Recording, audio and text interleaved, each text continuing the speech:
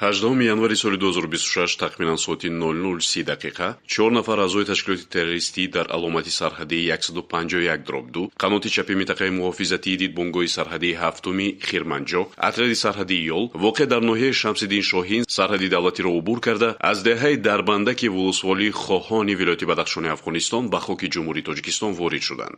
Дар натиҷаи андешидани чорабиниҳои оперативии ҷустуҷӯии таъҷилӣ, макони ҷойгиршавии террористон дар ҳудуди ҷумҳурии Тоҷикистон муайян карда шуд. террористон ба амри сарҳадбонон оид ба таслим шудан итоат накарда, муқовимати мусаллаҳона нишон доданд.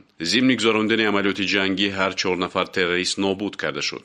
аз ҷои ҳодиса 3 адад силоҳи оташфишони тамғаи автомат Калашников, 1 адад тапончаи истеҳсоли хориҷии нави Крус, 6 тирдон, 183 адад тирҳои автомати Калашников ва тапонча, 3 адад телефони мобилӣ, 1 адад ратса, 1 адад қаиқ мусодира карда шуд.